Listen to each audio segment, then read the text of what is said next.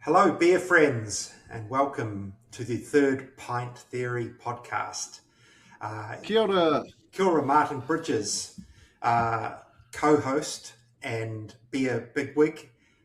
Thanks for joining us in your for people watching on the means of YouTube with your epic shirt on. It becomes you actually. Nice look. Yeah. It's nice. It's one of the few. I wish more breweries would make long sleeve T-shirts. Yes. This time of year is. That's a good point. I always hold this with me. Good point.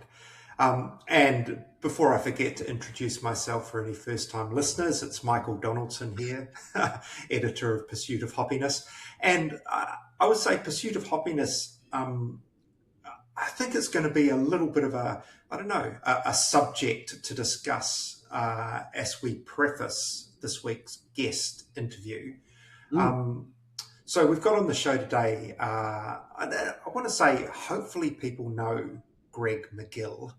And if you don't, you should, because he's a bit of a legend in the New Zealand beer scene. He's sort of way more influential than his profile might suggest. I think that's fair. And I don't think it's because he runs a smallish brewery called Brewaucracy, or that he's in Hamilton, which. And we're not mocking Hamilton, but Greig himself sort of said in this interview that it may not have been the best place to set up a brewery. Yeah. I think it's always interesting because people of a certain age, like yourself and myself, who were kind of involved in the New Zealand beer scene in the, I guess, early 2000s, kind of 2007 onwards, probably all would know of Greig. Yeah. He was well known across the beer scene at that time. Probably in recent years, as I guess the beer scene has got bigger and more fragmented,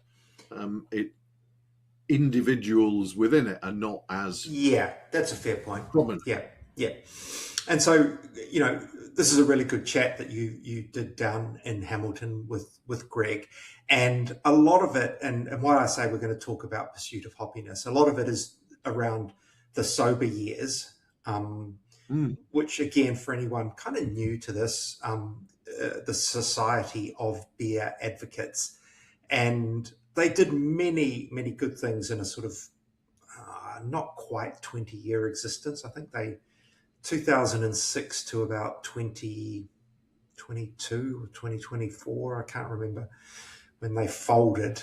But, they've left a real legacy in the New Zealand beer scene, not the least of which is the Pursuit of Hoppiness magazine, which is currently under my guiding hand, and which I think I hope will last long after I've been and gone.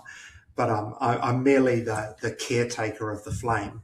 And it's pretty amazing that this group of people started a publication and that it has been going, we're now 18 years old. And it's still a print publication, which is pretty cool. So, yeah. So, and you were involved in the early days as well, Martin. Yeah, I wasn't. I was the first Auckland regional coordinator, I think is what we called them, when because SOBA started in Wellington, because that's kind of where the epicenter of the New Zealand craft beer boom of kind of that late noughties definitely was, and so it all started down there. But I was kind of patient zero in Auckland, as it were. Yeah. And I mean, for people who are not familiar with SOBA, it did a lot of amazing things in terms of, as its name suggests, it advocated for beer, Yeah. but more specifically for good beer. Um, Yeah. and there were a lot of really important people in the New Zealand brewing scene who were involved in its formation and drove it along. And there was a period there in the 2010s where it was, it was quite a robust, strong, Yep. nationwide organization, with hundreds, maybe even into the thousands of members. I think it Mm. might have got to about 1,500, I'm guessing, um, at its peak. Um, And it was doing, but like there was the um, legal case yep, against DB over the trademark for Radler. yep, Um, and that got on the news, and yeah, so they were. It was very prominent for quite a while, and I think as you'll hear in the interview, certainly my view is that it has left a significant legacy. mm, Um, Not just the pursuit of hoppiness, but also a number of breweries that wouldn't exist if the brewers had not got their start in the SOBA National Homebrew Competition. There's events like the mm. upcoming Winter Ales Festival in Wellington, which started as a SOBA festival, and so I think. Yeah, I think the home brew thing, that's a really good point. Um, Matt Smith from Brave, I think he Yep. came through that. Jamie McQuillan at Cell Division. Um, Yep. Trying to think who else off the top of my head. Oh, there was a bunch. I remember because I was involved in work in helping with the National Homebrew Competition for a number of years, and we always kind of joked about like when people won a bunch of medals, it's like, oh, okay, so when are we going to see them start a brewery? Yeah, yeah, You know, yeah, it did feel like people won a bunch of medals, won a couple of awards, and then next thing you know, there was either a contract brew situation happening, or mm, even fundraising for Stainless and for actually building a brewery. So I think it definitely paved the way and gave some visibility to people, yeah, and gave them something to be able to say, I can start this brewery because look, my beer has been judged and mm, is good. It's not just me saying, and my mates yeah, from saying that my beer is good. These highly qualified judges, and we did have some really good judges, yes, yep, say it is. yeah. So I mean, that's another interesting thing that you talk about in this interview. I mean, there's a lot of subject material. We're not just sober, but the commodification of hazies, New Zealand's kind of standing in the global brewing world, for want of a better description. Greg's pretty experienced and judging on the international stage, and the way he talked about like that whole thing. Sometimes he'd go to these things and feel like he was with royalty, and then just finding out they're just like all the rest of us in some ways. Like that whole yeah, thing. Like there's no need for anyone from New Zealand to feel inferior about what they do on a compared to the rest of the world. I thought that was a really interesting kind of insight. yeah. I also thought that kind of his take on New Zealand hops Mm, and how New Zealand breweries are so much better at getting the best out of New Zealand hops. yep. So I thought was an interesting Yeah, take, yeah. because we know the popularity of New Zealand hops globally Mm, now, but it's interesting to hear a brewer's take on, and an experienced judge's take on the fact that New Zealand breweries know to get the best out of them. Yeah. Look, I think that's probably enough of an intro because it's a reasonably long interview. So we should probably cross over to the, I can never say this, Brewaucracy tap room. The tap room. Hey? In a little industrial estate in the outskirts of Hamilton. Yeah, the city of the future, as you note. So yeah, we'll cross over to that interview now and we'll see you on the other side. We can start Bingo. professionals. Ooh. Well, no. You know, this is my second podcast this week. It's my second. I'm not hosting one. Oh, Cheers. Cheers, Martin. Good to see you, Greg. Yep, it's been a while. It has been a while. But you've kind of been a bit Broken. incapacitated. Yes.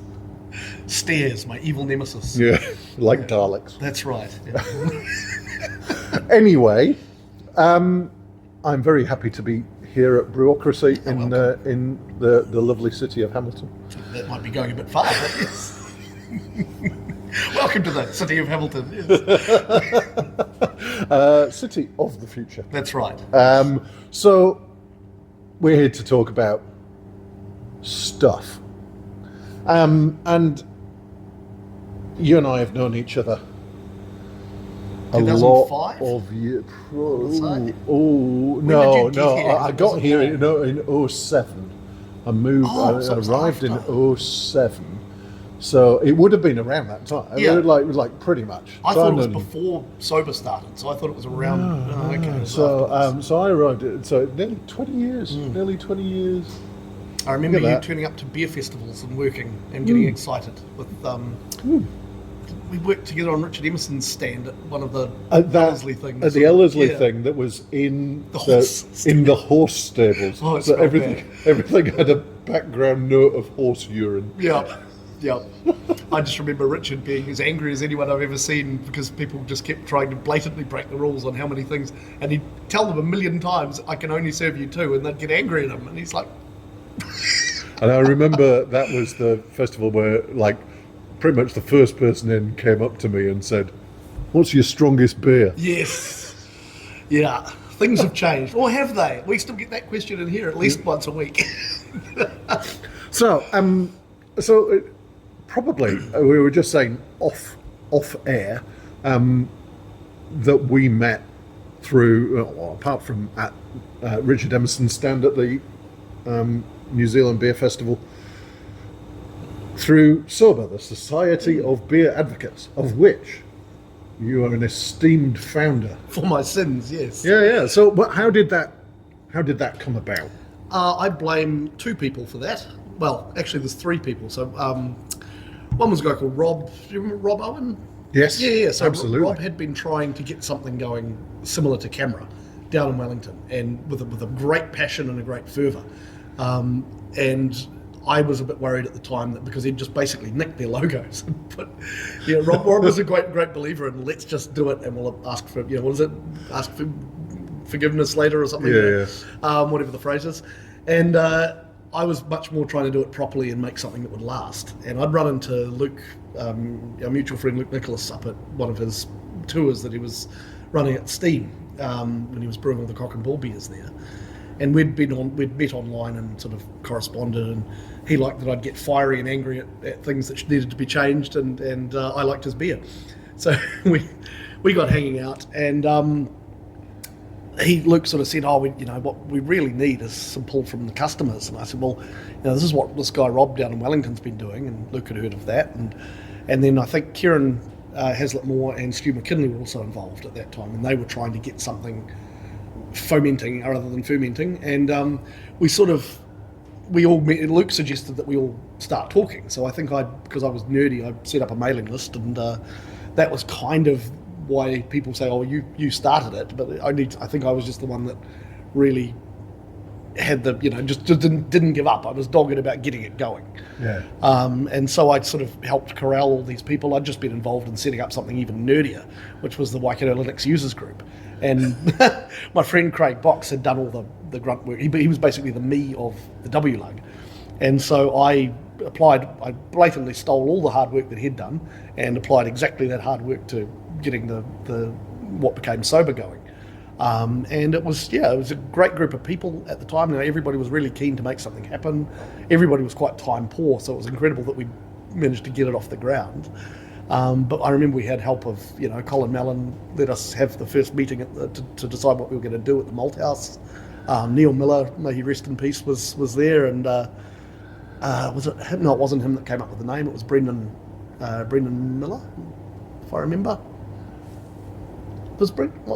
I've forgotten Brendan's last name. And so have I. Yeah. I know exactly who you mean. I can picture him right now, but I can't for a minute remember his surname. No, I haven't seen him in years. If I remember, I will put it in the show notes. Yes. We'll edit this. Sorry, Brendan, if you're watching this. Haven't seen you in ages. Would love to have a pint. But yes, so there was a large group of people around the table. There's probably some people I've forgotten. I think Fraser, who was involved with the Malt House and was running Bodega at the time, was there. And I remember he bought a bottle of Stone Ruination that he shared with us all, which was quite game changing. And yeah, it was very noisy. We struggled to be heard, and I think we never really got much done at that meeting other than the name and sort of some vague things scrawled in a notebook, which I found the other day. But yeah, we ended up just doing what we often did and drinking too much beer. And from that came a great organisation, because I think at that time, the sparks of a craft beer revolution were happening. There were beers were starting to appear, but they were in very limited pockets. Yeah. You could list on the fingers of one hand. Yeah, I mean, the places to go, and everybody who liked that sort of thing went to those places. Yeah, and to give you an idea, I think Three Boys had literally just started. Croucher had just started. Hallertau was about to open or had opened. I can't remember. So it was just that little sort of very first. Of course, Epic was just in the process of starting. So there was that sort of first wave, if you like, of New Zealand. Mainstream craft brewing, should we call it? Because before that there'd obviously been Max and the odd little brewery around the country, but yeah, it was Emerson's. But it was that first wave where it started to feel like a movement rather than just a few people brewing in isolated bits of the country. And what it needed was, as you say, something from the consumer side to give customers something to latch onto. Yeah, we wanted to give them the knowledge that they needed to not feel excluded. We wanted to make them feel that craft beer wasn't a snobby thing, that it was just an evolution of flavour. And I don't know if we ever communicated very well that it was also the way that beer was before, the serious industrialisation of it. It was, there were 200 and something breweries everywhere, and you would go and get your pint from your local one. But instead it became, well, we all know what it became, and might be dangerously in the process of becoming again, but that's a whole other argument. We might get to that. We might get to that, yeah. So I remember it was very Wellington focused to start with. That's probably because that's where most of the people who wanted to do any work were.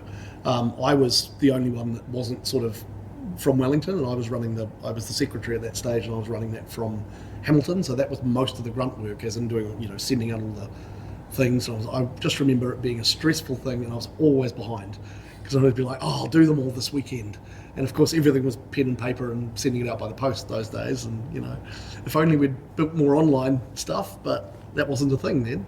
Not at the time. No. And of course Luke was nominally our president, but he won't mind me saying, he did bugger all. He was well, you kind of had a brewery to build. He even said to me, look, I'll do this on the condition that I don't really have to do anything, but I'm happy to be the figurehead. And a figurehead he was, because he was known in the industry, people knew him, and it was good to say, well, look, this is our president's someone credible. We're not just this band of nutcases who like to drink beer. Yeah. And Epic was probably the loudest of those breweries. Not necessarily the best, although it made really good beer. I think it was probably the best of the time by awards. But it was certainly the most visible and the most noticeable. Yeah, I think Luke really, from his time in California, had brought that American attitude to New Zealand brewing. The we're the best, we're the biggest, we're the loudest, and he acted like it. And it was great. It gave the scene the energy that it needed, I think. Absolutely. I think I was going to say it's what it needed, you know. So, SOBA, the Society of Beer Advocates, was a great name. You say that was Neil's contribution? I can't remember if it was Neil or Brendan. Right. My if I had my old tatty notebook here, it would have told me. I didn't know we were going there, so I didn't bring it. But yes, I actually, one of the last things I did for Neil was I scanned that and sent it to him because he was writing a historical piece on it, which I think got published in Pursuit, so it's probably still there somewhere. So, and it kicked off and grew into a movement. Yeah. And I took on the Auckland coordination at some point. That's I right, can't when we quite became remember regional. Yeah.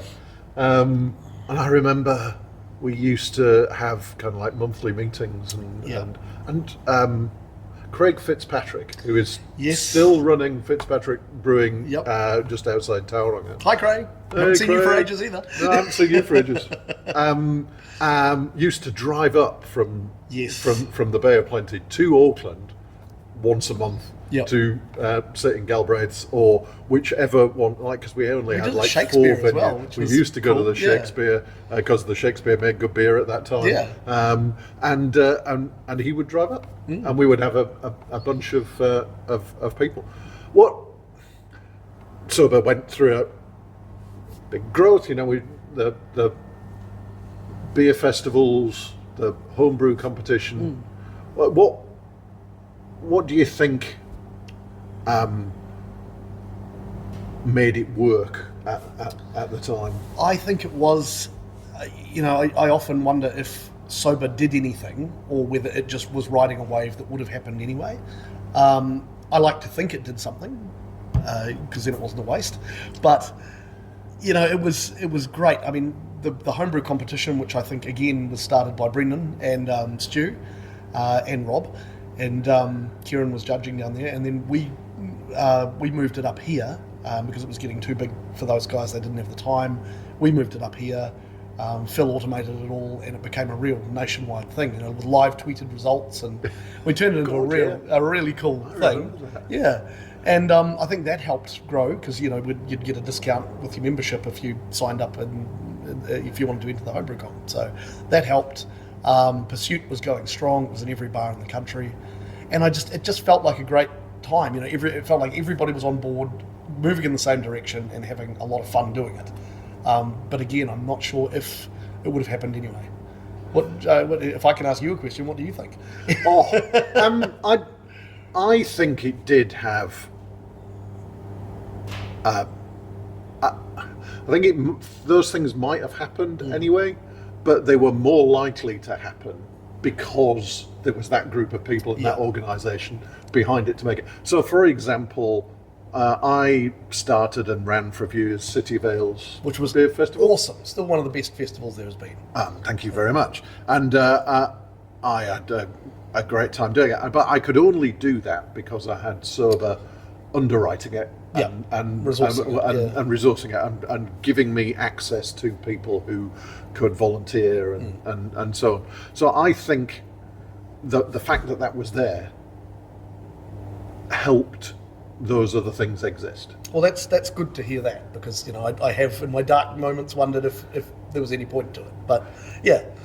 So because a lot of things that are still around. So obviously SOBA is no longer around, and we'll talk about that in a minute. But a lot of the things that came from there are still, Pursuit probably being the biggest one. Pursuit of Hoppiness, which my podcasting partner Michael Donaldson is now editor and owner. The Winter Ales Beer Festival, which we featured with Dave and Denise on the episode recently, was a SOBA festival. And I really must get my entry sorted for that. And also, a number of breweries were started by people who did well in the SOBA National Homebrew Competition. That is true, yes. So I think the legacy of SOBA is huge. And you, as one of those original founders, should take a huge amount of pride in. Well, I feel better now. Thank you, Martin. Because I don't think the beer scene in Aotearoa would be what it was if SOBA hadn't been there. Okay, well that's good to know, and you probably are right. I've never been one to blow my own horn, and I don't like assuming that things wouldn't, that I made a difference. But the fact that you think I did really makes me feel good. So yeah. So having said that, where did it all go wrong? Where did it all go? I don't know if that's for me to say. I told you a little story off camera, which is probably on camera if you want to edit it in. Not going to do that, I don't think. Where did it all go wrong? I firmly believe that it became something that just kind of lumbered on under its own momentum without direction and without realising what problem it was trying to solve. For example, all the lovely, like especially in Wellington, it was full of very enthusiastic, very lovely people. I think of Steph and Johnny, who took over all the hard work of running it down there. Yeah. Steph even organised a big meeting that I think you guys kept having. I think I went to the first one, big strategy meeting, and it continued on. But I think, and I said this to her at the time, it felt a bit top heavy for what it needed to be. It always worked well, I thought, at a grassroots level, but she was right in that it also needed to have some more organisational structure and definition around it. So I think that perhaps just the ingredients were wrong, or the combination was wrong, or something. I don't think it ever really focused where it needed to focus, which was, I still can't walk into a pub in Tikawiti and buy a decent beer. Or maybe I can. I haven't been through for a year or two, so maybe it's better now. But I do think that what we needed was more evangelists, if you like, out in those small communities. I look at what SOBA in the Hawke's Bay did. They were amazing, and there weren't that many of them. But just with those guys there, they started up a bar, and now 2 bars. They really promoted the ones that did exist. They were tireless advocates for any beer that was being made in the Hawke's Bay. They just really, really promoted it. Another one that was sort of contrasting but similar attitude was with the guys down in the Deep South. And they were just so passionate about homebrewing. And so they kept, they really kept the spark of the homebrew thing alive. So I guess where it went wrong was we didn't harness enough of that passion, enough of that enthusiasm, and we didn't continue to focus on growing beer. We just sort of sat on our laurels and went, this is cool, now we can just sit back and drink beer. But we also kept running the organisation. So we either needed to do more or quit. And I think the decision to quit was the right one. Yeah, I think so. I remember I had a conversation with people. I think it was around the time of probably the 10th anniversary maybe, or not long thereafter, as I said that we should declare victory. Yeah. Have an enormous party. Drink all the funds. Drink the funds, and kind of do a mic drop, and we're done. And I absolutely, and I think it was you and probably others kind of persuaded me otherwise, because they said the regions, and I absolutely right. I said we won because I can walk into any bar in Auckland, or not quite any bar, but I can very easily find good beer wherever I want to, and that was what we said. What certainly when I joined, that was what I was passionate about. Was I want to be able to go out and get a good beer wherever I am. Yeah. But I don't go to Tikawiti all that often, and so therefore I didn't see that, and so and I think that's a relevant view. But yeah, I said that we should have just gone big party. We're done. We're out of here. And don't get me wrong, I do think that was a magnificent idea. And unfortunately, it kind of rumbled on for a few more years and kind of eventually came to an end. And I think that, but I do think, looking back, it had an effect. I think, as I say, we wouldn't be where we are now if it hadn't existed. So, okay. Thank you for doing that. Well, you're welcome, and thank you And to also, Stu and Brendan and Kieran and all the rest of them. Absolutely, and it kind of brought us together as friends, which is also a good thing. Yeah. So, We've even brewed beer together, man. we have even brewed beer together here in this the very brewery. I know. I keep thinking, when are we going to do that again? Yeah, we must just put that in the calendar. Yeah, Let's just put it in the calendar sometime. Yeah. Anyway, talking of this brewery, let's talk about this brewery. Sure. Why? That is the question I have struggled with. Why did you start a brewery? Most of the things I've done in my life, I've done because I was very passionate about the thing. I wanted to do the thing and be good at the thing and turn the thing into a part of my life. This was different. This was a reaction against what I had been doing. This was I'd been in IT since I left school, basically, and it was definitely time for a change. I was burned out. I was down all the time. I was actually working with a great group of people at the University of Auckland, and I thought, well, if I can't be happy in this environment, then it's me. It's not this, it's me. And I needed to do something else. And I thought, well, what else can I do, though? That's all I'd ever done. And Phil and I had Brewaucracy going as sort of a joke, a hobby that paid for itself, we like to call it, where we were contract brewing out of Shunter's Yard. Yes. But it was never supposed to be serious. It was just even Pete used to say, well, you guys actually going to brew anything this 6 months? We'd brew every so often and we'd release it, and it would get drunk, and so would we, and that would be the end of it. There was quite a few, and this is a link back to the SOBA and the National Homebrew Competition. There were quite a few people who that is the way they started, wasn't it? They made a beer, they did well in the SOBA National Homebrew Competition. They found a brewery that had some capacity, and they contract brewed a few batches. Some of those didn't go anywhere. Some of them turned into... One became Deep Creek. One became Brave. Yeah, yeah. So that's like it's... Yeah. It could have led to things, and for you, it led to this. Yeah. And it was Phil again that pushed me. He basically said, well, look, I was like, I don't know what I'm good at. And he goes, well, your beer's good. Why don't we actually do this properly and build a brewery and get a tap room attached? And of course, at that time, we still thought we'd be selling into a market that has largely disappeared or has been dominated by a few people who really have a lot of skin in the game. So, fair enough. But two things we shouldn't have done. We shouldn't have built it in Hamilton. And that's not... I need a kind way to say this, because I don't think it's Hamilton's problem. Hamilton has a very interesting culture. It is... beer is just a thing that they drink. Nobody seems to be particularly passionate about it, and the 200 or so people that are either here or at Bootleg every week, right?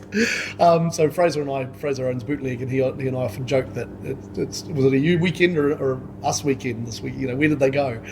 And we just really struggle to grow that pie, and I think a lot of that has been dominance by one particular operator who owns most of the bars in Hamilton. Really does cookie cutter them. They're all the same. They're all tied to DB, so we don't even get the good beer. you might want to edit that out. So that's a bit unfair. I'm just saying, if we had to be, at least Lion can acquire a good brewery occasionally and make their own beer nicely. Doesn't taste like bananas. I am going to get in so much trouble for this. Anyway. Me, I've never not been opinionated. This is why we're here. Yes, yeah. Good. I really wish I hadn't said that. Sorry, DB. Might be the first time I've been in trouble with you guys.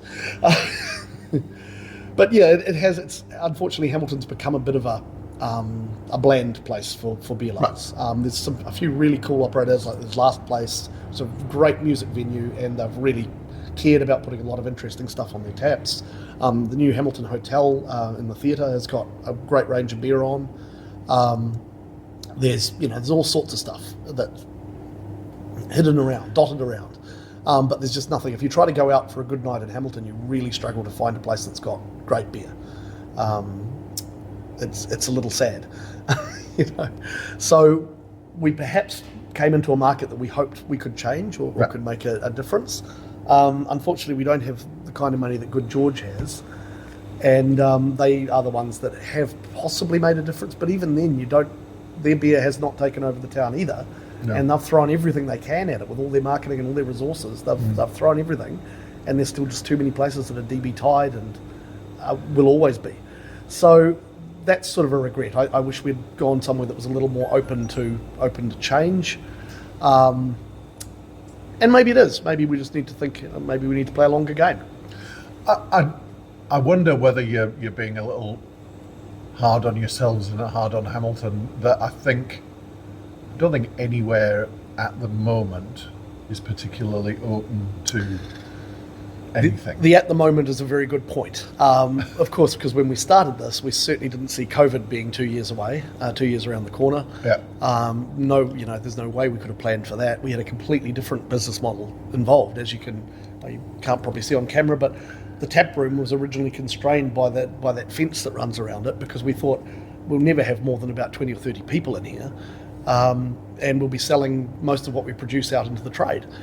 No, now we sell almost everything we produce in the tap room, and we'll have 50, 60, 70, 80 people in here on a good day. And that's great, but we've had to find places to put them all, which has sort of compromised how we run the brewery and so on. So it's not the space that we wanted, but it is a space that I love coming in here on a Friday afternoon in winter when it's cold and we've got the heaters on. It's cozy in here. It doesn't look like it being a giant warehouse, but it's actually a lovely place. And I see all of these people happy and drinking something I've made. That has been the best part of it. And that's sort of why. That's the why of why did I do this? Yeah, that was a long answer to a short question. No, I agree. Yeah. I think, look, I don't come down here all that often because it's all the way down here. It's in Hamilton and it's a distance. But the times I do come in here, I am constantly not surprised but happy that there is such a great vibe, you know. They're very dog friendly. Oh yeah. There's everybody. There's a real mix of clientele. It does feel, although you say, you know, it's kind of the same 200 people or wherever that moving around. It feels like there is a real mix of people in here, and considering it is a giant warehouse in an industrial estate in on the outskirts of Hamilton, it has no right to be as welcoming and as fun as it is. No, we don't have a beer garden. We're not, there's no nice outside place. In summer we can suffer because of that, but we absolutely love our customers. Like, they are, we call them a village. They kind of are a village. We know most of them, well, all the regulars we know well. In fact, I drink with them a lot of the time. They're just great people to hang around with. And you know, we've always made sure that the person on the other side of the bar, because it used to be Alex and I for a very long time, and then we decided we needed a bit of a life, so we started hiring a bar manager, and we've always tried to make sure that person is the community, the father or the mother of the tap room kind of thing. And we've got Denise at the moment who does a fantastic job of that. She's just, everybody's auntie, basically. So I think it has. You've found a way to make it work, and I agree with what you were saying, that it's not what you expected to have. But I think that is as much a result of the changes in the market now, because when you started this place, everybody was there. There were a lot of breweries being set up, and they were all aiming to get product into supermarkets or product into other bars or whatever.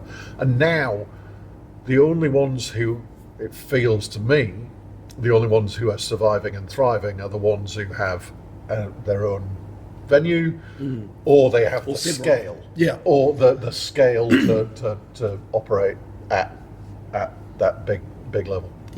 And I think that you've created a venue that really works. And you're also making some bloody good beer. Thank you. You're always quite good at that, I seem to remember. I remember you loving my old homebrewed English IPA that I used to make. Remember it ain't half hot and by? Oh, yeah, I remember that beer. I'm actually going to bring that back at some point as a recipe here. I've been threatening for years and just never found the right time for an English IPA on tap, but I think that time might be soon. I think it might, I think that let's talk about kind of the state of the beer scene in New Zealand at the moment, because you have opinions. I do have opinions, you've noticed. Yeah. So let's talk about kind of the way things have changed over let's say the lifetime of SOBA. When at the beginning of SOBA, there was a very limited set of breweries. They made a fairly limited set of styles. See, I'd push back on that. I don't think they did. I think we think that because there just seem to be more styles these days, right, that we're aware of. But I think they did quite well, and there was diversity between breweries too. You'd have Emerson's, who made a lot of traditional English styles, and you had Epic, who made American hoppy styles, and you had some crazy farmhouse stuff, and you had there were breweries popping up that were making niche things in niche ways, and also just some really old school places, like you think of the likes of Roosters down in Hawke's Bay, right? You'd go and you get your 7% Haymaker lager, and it was great, and it was there because it was strong for those customers who know what's your strongest thing on tap. It's funny, these days we don't think much of 7% beer. No, that's but then it was fairly ridiculous. standard. Yeah. So I think the diversity was there. I think what's happened is something I always worried would, and sort of preached a lot about at the time to either ridicule or deaf ears, which is, if we're not careful, we're going to end up with Lion Red being Lion Red again everywhere, except this time it'll be a hazy IPA. And there'll be 1,000 of them, and they'll all be pretty much the same, and everyone will pretend that they like them because that's what you drink. And I hate to say it, but I feel like that's exactly where we are. I think that the diversity has dropped off. You can still find beers in any style you want in New Zealand, or just about, but you can't go to the supermarket and find them. You can't go to your average bar and find them. If you go to your average bar that might condone or might condescend to put 5 craft beers on, you'll have 3 hazies, a pilsner, and maybe a stout, or a lager, or something else. There's not the diversity that is being offered to the customer in general has shrunk, and that really disappoints me. And it's not the brewery's fault, because they have to do what the public will pay them to do, and what the public are paying them to do is make haze and lots of it. I think what annoys me is that people are pretending they like it. Maybe some do, maybe there are. I can think of one particular brewer who definitely does love it, and he's not making it up at all. He genuinely loves it, thinks it's a great style. Most of the others I know are very much, it pays the bills. It's interesting, because I have opinions about hazy beers, as anybody who knows me knows, and I actually am feeling a little bit optimistic that we have come through the peak haze. Yeah. So it's the thing that gets thrown about. Yeah. I don't think it's not going away. Oh, it'll never go away, and nor should it. No. Don't get me wrong. It was a new thing. New things are not bad. I don't mind them staying. What I don't like is when there's 5 taps and 3 of them are a thing. Yeah. And I think we're still kind of there. I've been to the States a lot over the last few years, and I've noticed that it's definitely fallen off there. Right. All you hear about is haze, but you go into a bar and now there'll just be 1 or maybe 2, and it's not quite as bad. Here we're still in that, the places that have to play it fairly safe are still playing it safe with a lot of haze. And I don't think that helps the consumer. I don't think it helps anyone. It's not really... I don't think it's giving people what they want. It's giving people what they think they want, or what they say they want, and it's not giving them any opportunity to expand. And I think there is a role for the producer there to try and steer that. Too often we say, we just have to do what the market wants, but we're part of the market too. We can help shape it. Yep. And the way we do that, coming back to SOBA, is we educate. Yep. We tell people, there's more to life than this. No problem with you drinking your haze, but try this. I do think I feel like I'm seeing more pilsners. Definitely. I feel like okay, maybe some of them are actually called IPAs that they're calling West Coast pilsners. Yeah. But I feel like I'm seeing that. What I think that we've lost is a lot of the sours and fruited sours and so on. It feels like we've kind of moved away from, apart from some of the crazy Duncan's Three Sisters smoothie sours and whatever. Although here in Hamilton, we're very lucky. We've got Karamu. Absolutely. And, Daryl's doing incredible work despite, health challenges and all the things he has to deal with. He's making these and his focus is on old, traditional. If it's not done by 300-year-old monks in Belgium, he doesn't want to do it. That's not true at all. But he's he's very passionate about getting things right and doing them well. And his beers are next level great. I agree, but I don't think those are anywhere. Are going to get anywhere near the mainstream. It kind of but I do see them on tap a lot. In okay. 16 tons. Oh, 16 ton are friends of the show. Yeah. St. Leonard's had one. Yeah. So I think as long as we can get those, I don't think they're ever going to be part of the mainstream. But as long as we can get them, then I agree. So I kind of share your concern that haze has become the new Lion Red, but I do see green shoots of other things poking through. Well, obviously, both you and I would be delighted to see a return to kind of traditional English styles. Get some more ordinary bitters and stuff. My hand pull over there has got cobwebs on it. It is a challenge. But I have this year seen a couple of milds, a brown ale, a golden mild even. A golden mild, which was really good. I really enjoyed that Chufty Badge. I just really wanted it on cask. Yeah, I know. It just you can see what it wants to be. Exactly. And we were just in the Auckland tap room this weekend, and I had a little glass of that along with their award-winning World Beer Cup winning sour that they had on there. Amazing. So I think it's interesting that where styles are and where we touched on you going to the States a lot, and I remember you've done quite a bit of judging in the States. Tell us a little bit about that. I know you're semi-retired, sort of retired, but I'm sure people would love to hear about what have you judged, how did you get involved in it, and the bit off the back of that is how do you feel New Zealand beers compare at that global level? So I guess I'll start at the beginning. So I got involved in that thanks to Graham Mahi and Kelly Ryan. And part of that was from abusing my power while running the SOBA National Homebrew Competition.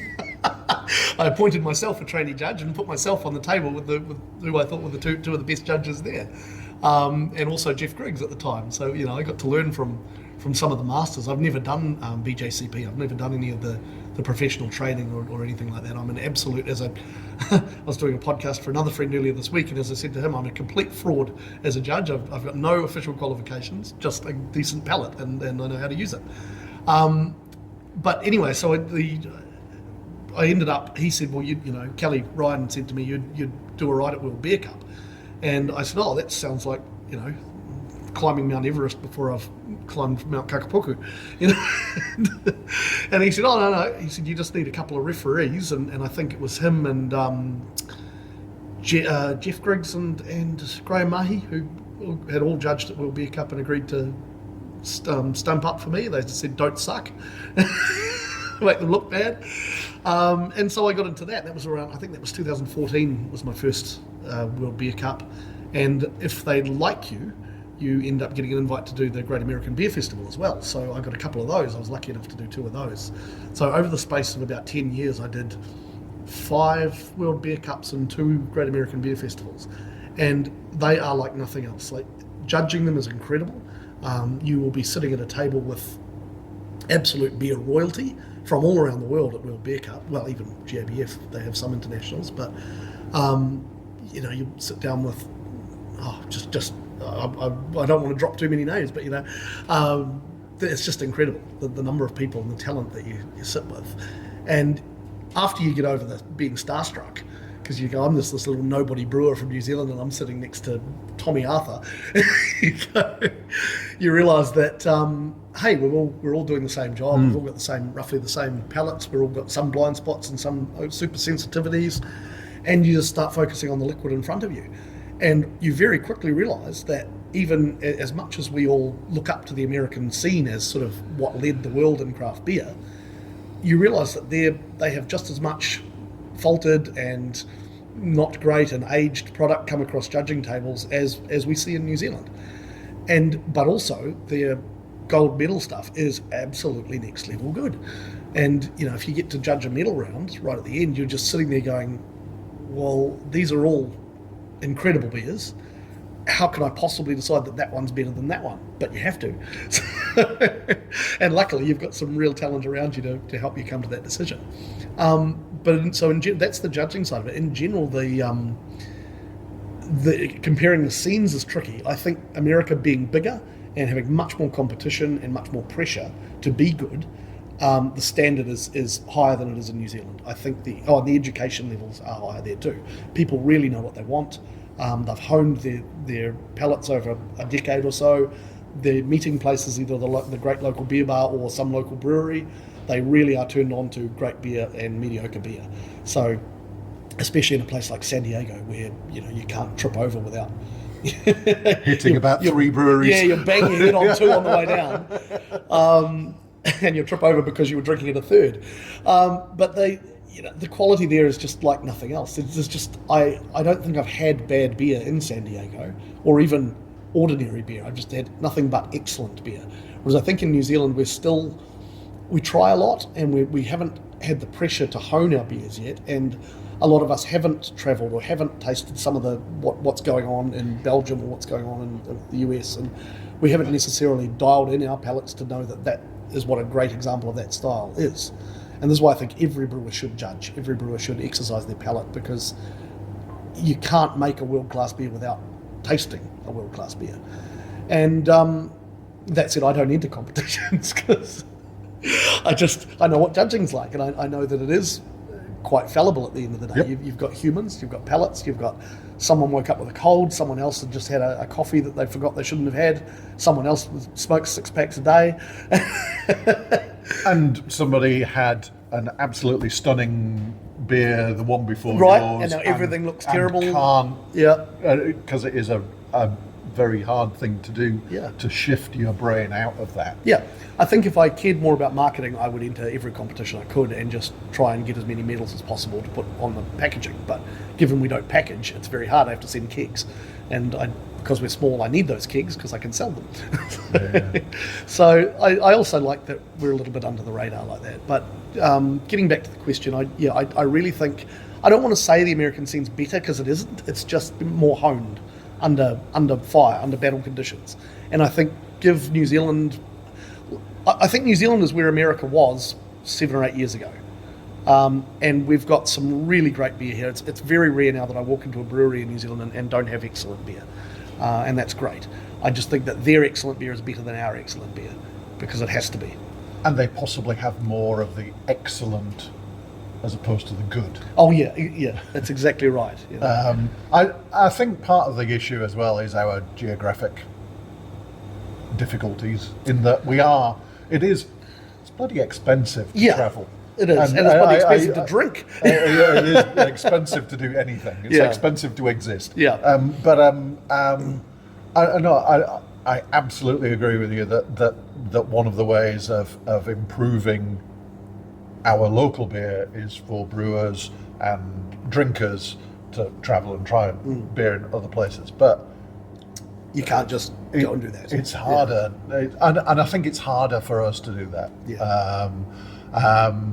Because we are so far away from anywhere, and it's expensive to get anywhere. So I think I agree with you that the general standard of beer in New Zealand is is good. That it's been quite a while since I was in the States, but they were absolute shining lights, and I still think it is the place, as you say, to which we look. Yeah. You know, we look for trends. Well, we look for... they started it, and they're really good at showing off about it. You know, I mean, and they were copying other scenes when they started. You know, of course, it was built by them travelling and going, all we've got is Bud Light, and I've just been to Belgium and I've had these incredible brews, you know, these incredible sour, funky things, and I'm going to come back and make those. Or in the case of Sierra Nevada, I've been to England and I've drunk pints of bitter, and I just want to do that. But I'm going to make it bigger and hoppier because that's what I do. And they're going to and we're going to brew these ESBs of which there's only one in England, but we're going to create an entire style out of it. I know. It's funny. I've actually judged with John Keeling from Fuller's, and there's a story I can tell you off camera involving Shane from Steam and him and I too. But that's for another time. But so John has very strong opinions on ESB, but not on enforcing it, and it's because of him that Fuller's never really pushed or tried to litigate or stop anybody calling their beer ESB. Yeah. He just wanted them to know that if they did, that theirs was the original, and it came from there, and that's what it was. But you know, my interaction with him was during judging a flight of ESBs, and it was a case of none of these people have ever had one, have they? No. Or the only ones they've had have been imported examples that have been badly treated on the way over. Oxidation soup. And we've got this really, really kind of caramelly thing. Yeah. Like, no. So no, that's really cool. I think I would love to the opportunity to judge at that kind of level,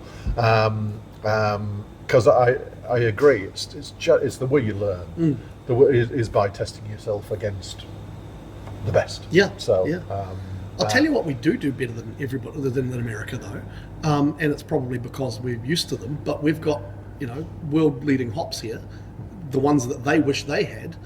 We have them fresh. We know how to use them. And they are fantastic. I can count on one hand the number of great New Zealand hopped beers I've had in America. Admittedly, one was probably better than anything I'd had in New Zealand, but that was just one. Here, if we make a New Zealand Pilsner and we hop it properly, and it's this big bright Brewaucracy thing, it's like nothing else. It's heaven on earth. Over there, it'll just be dull. It just won't be that exciting, and it's not the hops because they get there fresh, and I've rubbed them in breweries over there, and they export very well. They just don't have the experience in using them that we do. So I think we're better at that. And I also think Gladfield Malts has had a big part to play in New Zealand. There's definitely a malt character that we have here that isn't in a lot of American beers.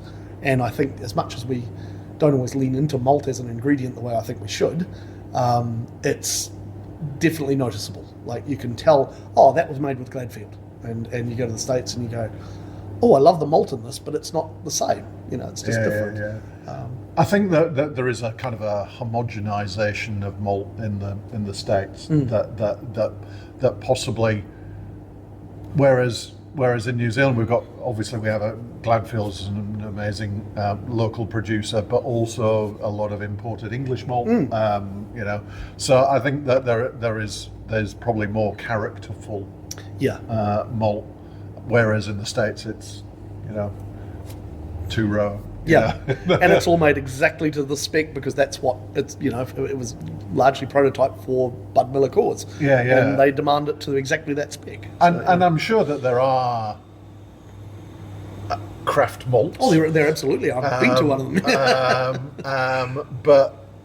But we possibly don't see that. And I say, there are many reasons why at the moment I wouldn't be all that keen to go to the USA for.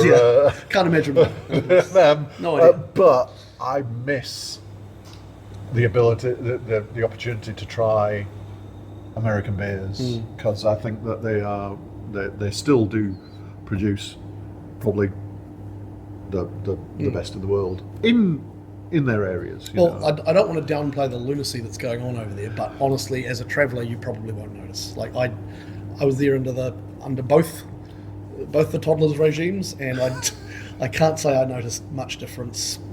Day-to-day stuff is pretty much normal. Travelling in and out is pretty much normal. I don't know how long that will stay that way, and I have heard the occasional horror story, but I haven't seen it. Yeah. But no, that's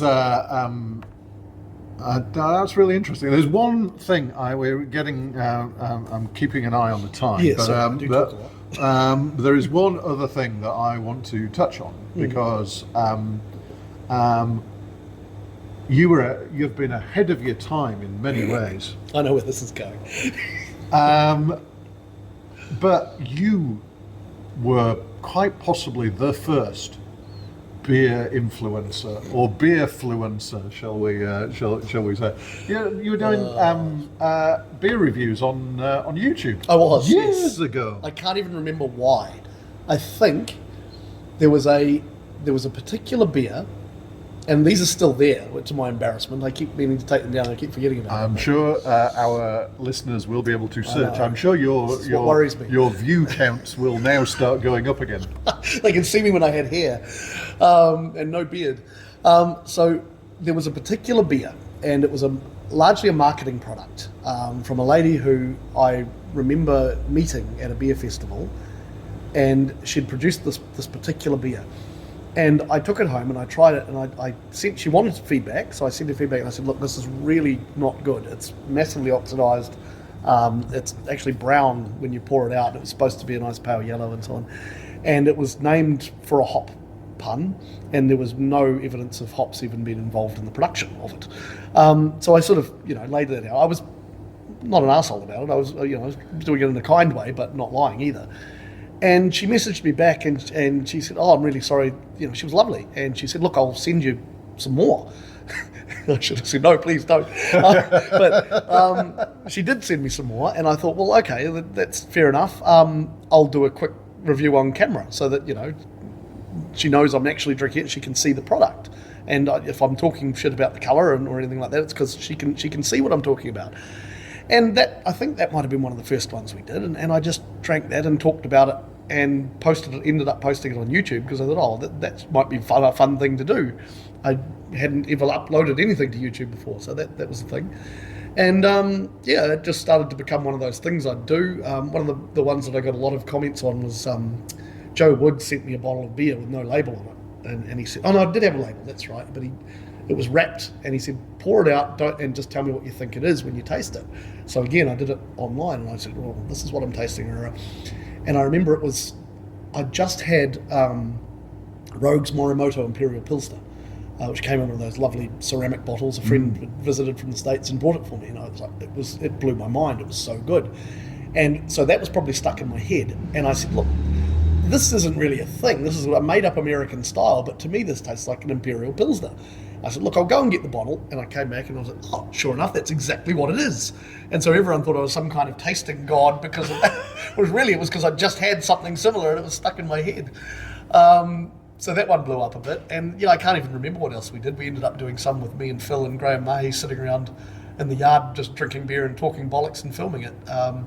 Sort of before podcasts were a thing, it was almost like a podcast. Yeah. And it was before, and now you've got people on Instagram and I believe they're on TikTok. I don't have a TikTok account. I don't know. I don't know what that is. Well, I know what it is, but I don't partake myself. My brother-in-law, sort of ex-brother-in-law now. It's complicated. My good friend Luddy, he's always sending TikTok things, and I'm just like, I wasn't aware you had turned into a teenager. He's 5 years older than me. But so I think, would you do it again? No, probably not. I don't. For a start, I've got a face for radio as we film this, and it always felt a bit narcissistic to me to do it. It was just something that I was doing because it was fun, and I don't know what prompted me to put it up for other people to see. And even now, knowing that it's there, I'm cringing a little bit inside. It's just, I don't know. It's a part of life and I was in a certain mood. I think it's interesting. So I find it interesting to hear other people's views on beers that I have experienced. So I think that's why I'm always interested in That is a good angle. I actually like, because I was just thinking the opposite. I don't watch them. I don't watch people reviewing beers because I'm like, well, what you're tasting isn't necessarily what I'd taste. This is just your opinion, and I can't be there and share it with you. So it almost is alienating to me. I'd rather sit around with a pint and talk to you and let's talk about the beer. But yeah, your angle is a good one. I think so. I think it's because, as we were talking about in terms of the judging, people are different. And so I sometimes like to hear what other people are thinking about beers. But I think I've done a couple of Instagram reels of testing beers that I've been sent. They have not gone viral. It's not going to change my life. Well, do you need me to come and do one with you? Possibly that. From my 20-year-old beer reviews, maybe everyone's just been waiting for that to come out. Absolutely, I'd say maybe everybody's just waiting for you to make a comeback. Look, we could rattle on about this all day. There are so many things that you have well thought out opinions on. I trust your judgment on many things. There are several things I don't trust your judgment on, but I do trust your judgment on most things when it comes to beer. And it has been awesome chatting with you again for the first time in a while. Good to see you, Greg. Good to see you too, Martin. Right. Call it there before. That was good. Did you like that beer? I did like that beer. It's lost a little bit of its. I know, right? I work hard on that. Okay. That's one. Brilliant. I hope you got all the way to the end of that. If you're at this point, you've got all the way to the end of it. Because I think that little snippet towards the end, Martin, where you talk to him about his very early YouTube career as a beer reviewer. And you can still find those videos. I think you just search Greig McGill YouTube and he'll turn up. But when I started, getting interested in beer and writing about beer, I found those videos to be quite compelling. Like I thought Greig, I thought he was just some sort of magician in terms of, he just got up there, poured the beer, drank it, said what he was thinking. And it was all sort of so straightforward, but like actually quite professionally done for given how many years ago. It's like it had to be 15 years ago, or more. So I and it's interesting to look back and see some of the beers that were getting reviewed. The old Liberty Alpha Dog was one of them. I remember that. That was... I missed those beers.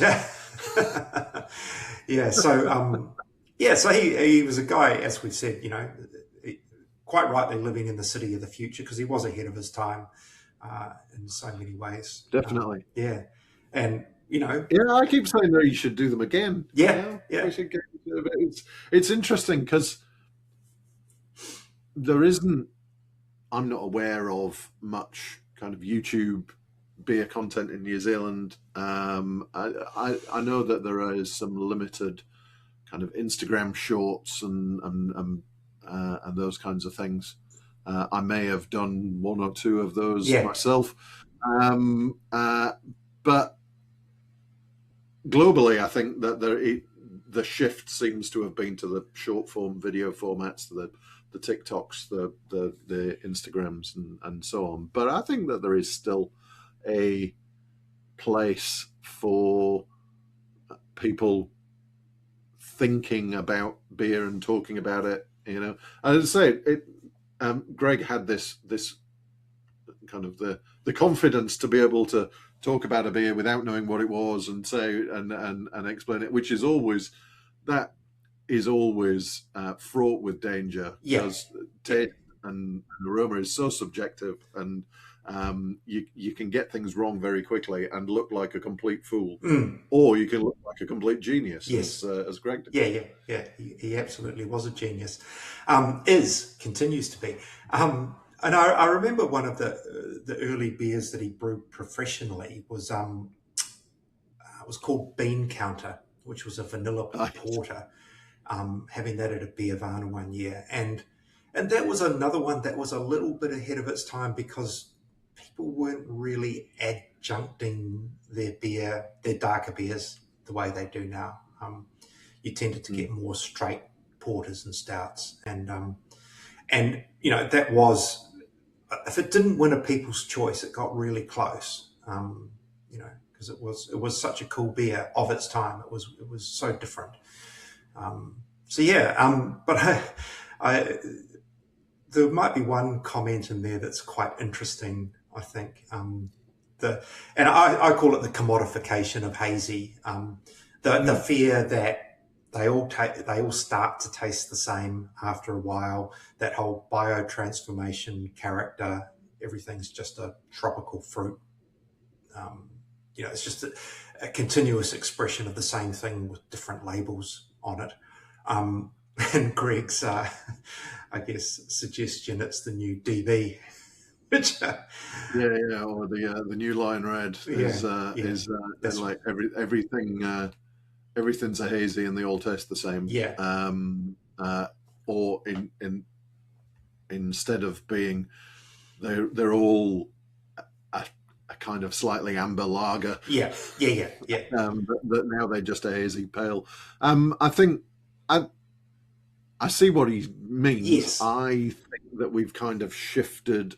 I think we possibly skipped past that point. I think that we're now into a bit more. There's still lots of hazy beers out there. There's still lots of hazy IPAs. Still lots of hazy pale ales and so on. But I think that we've kind of gone past that. It just has to be hazy. Yeah, I think you're right. I think there's more nuance and more diversity there. Greg's a bit of a cynic, I think, as am I, as are a lot of people who've been around beer for a long time, I guess. And like you, I'm not the biggest fan of hazies, but I do think there are an increasing number that are quite interesting, as opposed to just being the same kind of flavor profile. But that thing about Lion Red and that period in New Zealand where all the beers were kind of the same roughly. Jeff Griggs, who was another kind of founding father in the whole SOBA movement, I remember him telling me the story when he first came to New Zealand and seeing an ad for Lion Red, which was, I think it's some guy goes into a bar and he asks for another product that's not the Lion Red, and the punchline is there's only one beer we drink around here, mate. And Jeff's view was that they didn't actually appreciate the irony of that statement, because there was, to him as a recently immigrated Englishman, there was only one beer. It's just, he had different labels on it, but it was all the same. Anyway, so yes, what you call it, the unified theory of hazy might be, it's worth debating, but I think there is definitely more complexity there. I think, and there's another interesting point that I thought was basically along the lines of the best New Zealand beers are as good as the best American beers, and there are plenty of American beers with lots of faults in them, but just saying the intense competition in America and I guess a more evolved system, their very best are sort of the elite kind of thing. And I just say it all the time. I think New Zealand beer is really, really good, and I quite enjoyed getting that sort of endorsement of that thinking. we don't necessarily look to America anymore and try to copy everything that comes out of there. I guess that's more where I'm going with that.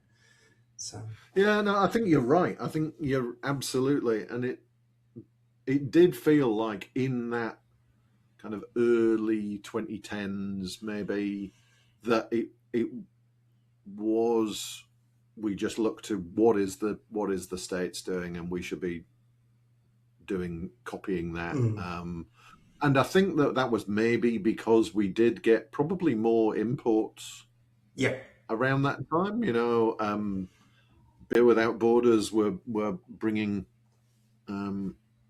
fresh beers from Modern Times and Stone and people like that. Pelican, I remember, yeah, Pelican, Rogue, Flash, I think. Rogue, yeah, and we were exposed possibly to a lot more of that, and therefore that did kind of drive the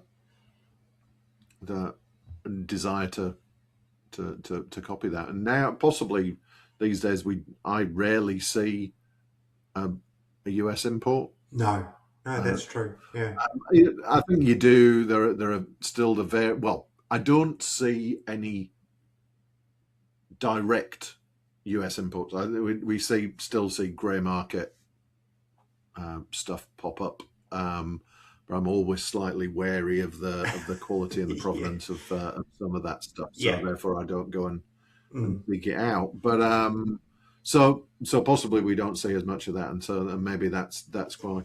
But also because I think the New Zealand industry has grown up and matured, and we can look to ourselves for what we should be doing next, and so on. So. And I think, as Greg mentioned, and it's a segue into the next the next pod, which will be with Doug Michael from Gladfield Malt, and he talked about the arrival of Gladfield into the New Zealand scene, and that just different malt, fresher malt that people get from Gladfield, and combine that with his other comment about New Zealand hops and a better understanding of those New Zealand hops. So instead of relying on imported malt and imported hops, because there are a lot of American hops coming into the country, everything's more beer is made with more local ingredients. And so that drives a way of thinking, not just around how things taste, but actually about what you're doing with those products. And you could add to that yeast now with froth tech. So it's a sort of quite a self-contained industry in many ways. So there's not necessarily the same need to look outside. We're wavering off the central premise of this spot. It's our show. We can do what we want. Absolutely. All right. Hey, well, thank you again, listeners, for joining us. And Martin, we'll do it again in a couple of weeks with Doug from Gladfield Malt. Yeah, that was a really great chat. So that'll be a good one. It will. Recorded, edited, and produced by myself, Michael Donaldson, and Martin Bridges, the Beer Bigwig. You can find past episodes on Spotify, Apple Podcasts, YouTube, and all the other podcast platforms. If you've enjoyed this episode, remember to subscribe so you never miss an episode. And please leave us a comment or rating. It really helps other beer lovers find the show. You can also find us on socials. We're third.pint.theory on Instagram and at thirdpinttheory.bsky.social on Blue Sky. Don't forget to check out what we're up to outside the podcast. You can read my latest articles, reviews, and news in the Pursuit of Hoppiness magazine at hoppiness.co.nz. Plus, you can sign up to my weekly beer news email, Friday Night Beers, at hoppiness.substack.com. And if you're a brewery, bar, or restaurant owner looking for help with making the most out of craft beer, you can get in touch with me at martin.bridges@beerbigwig.com. I can help you with beer lists, events, tastings, or other ways to help you make better beer decisions. Finally, if you're interested in sponsoring the podcast or advertising, or you had any other suggestions or questions, drop me an email at michael@hoppiness.co.nz. Until next time, keep your glass full and your hops fresh. Ka kite anō.